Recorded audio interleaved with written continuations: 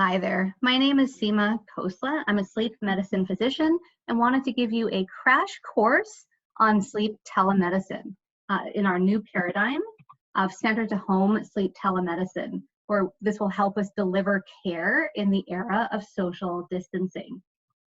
So what are the basics? Yes, this is billable. CMS has approved center-to-center home telemedicine during this COVID-19 public health emergency.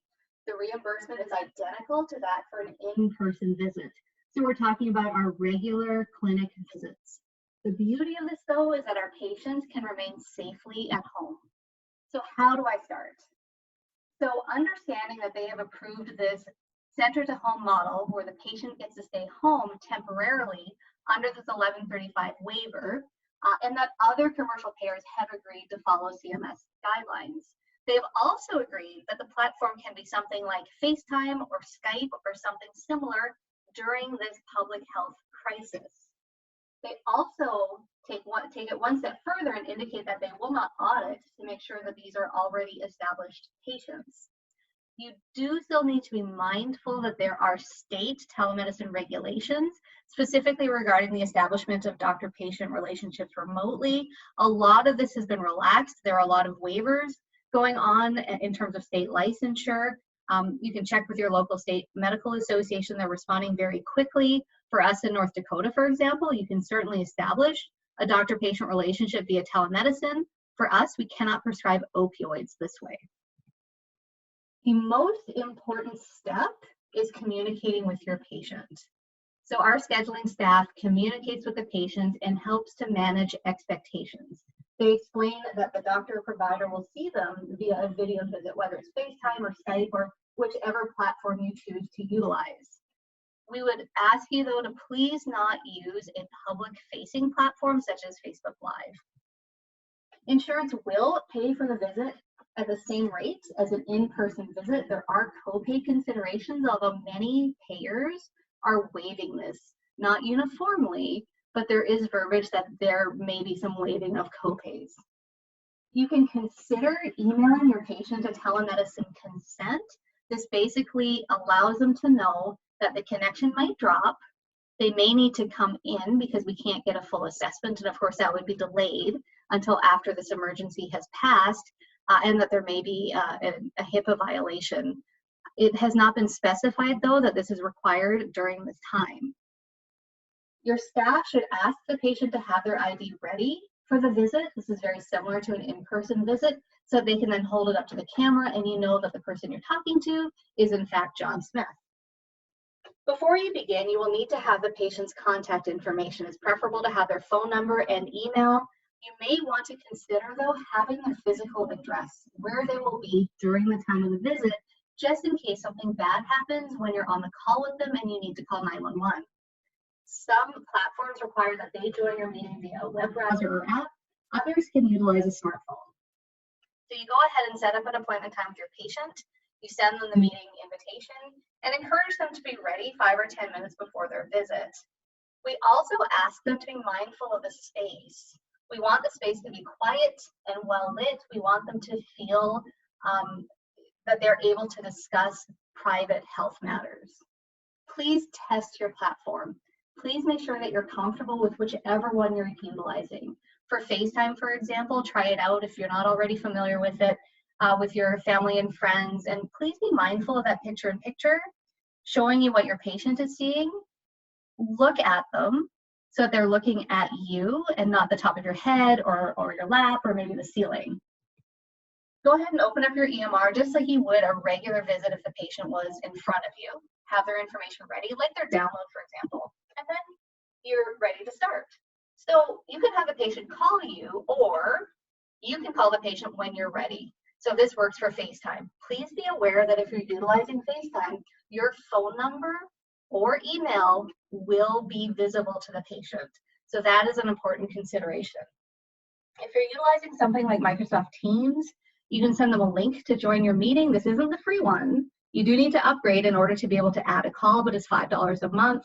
And they can visit on the computer or via their phone.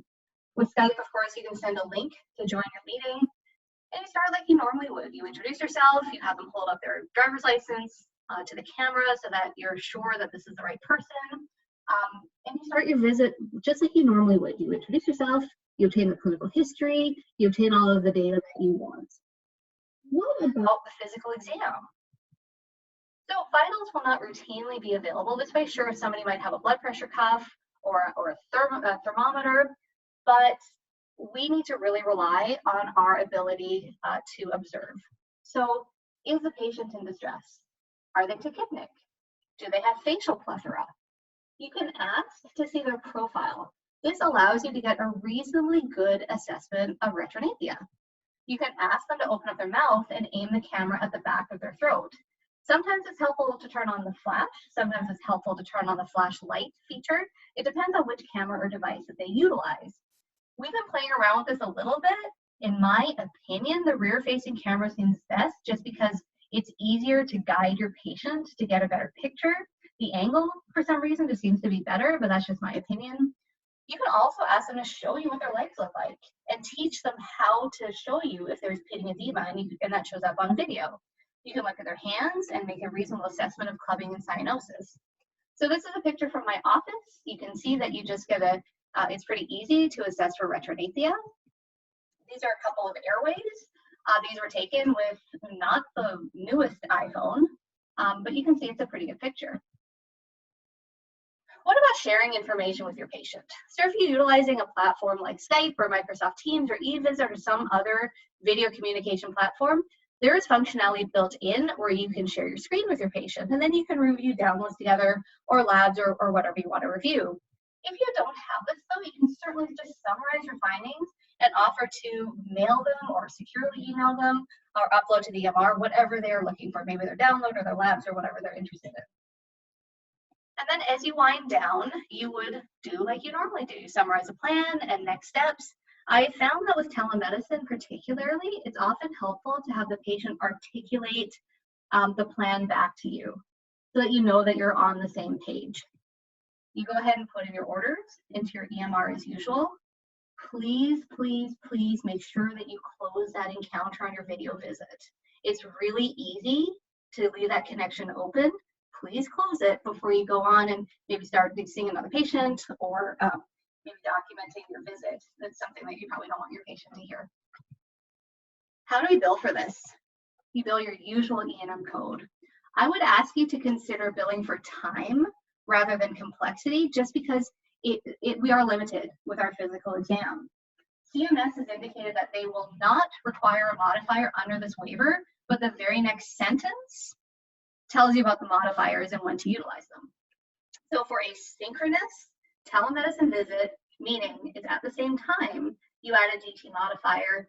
There is a code that you'll see, it's called Q3014. This is a facility fee, but for some payers, they need you to put this in so that they know it was a telemedicine visit. Not all of them. So this isn't something you can bill because the patient is at home. So you'll have to assign a value of 0 if it gives you that option. Some payers require this to be entered, some don't. You can, though, bill for your office visit the same as you normally do with regular codes 99201 to 99215 and expect identical reimbursement. Please be mindful that this is different from those virtual check-in codes and e-visit codes. This is verbiage taken right from the CMS website. You can see here that they are not requiring additional or different modifiers. However, there are 3 scenarios where modifiers are required. They also indicate that Medicaid should function the same way. These are some billing codes when billing for time. These are minimum time targets. So if you spend 15 minutes with an established patient, you can bill a 99213. These are the different modifiers. A GT is the one that we're interested in. This is our interactive live audio video telecommunication visit. This is just like our clinic visit. These are some codes that are taken from the CMS website. You can see our common office visit code. This is what we're talking about here. These are the virtual check-in codes and the e-visit codes. That's not what we're talking about today. Dr. Osborne was nice enough to reach out to me and let me know about Blue Cross Blue Shield of North Carolina. They're covering virtual visits at parity, meaning the same as an in-person visit as long as they are medically necessary. And again, medically necessary does not mean related to COVID-19. These are routine office visits. They ask you to code telehealth as a place of service as option 2. If providers or members don't have access to secure video, they will accept audio-only telephone calls for virtual visits. In that case, you need to use telehealth as that place of service, so O2, as well as the modifier CR for catastrophe related. And I've enclosed the link for you. Here are some other references for your review as well. And of course, I would be happy to take any questions that you may have. Thank you.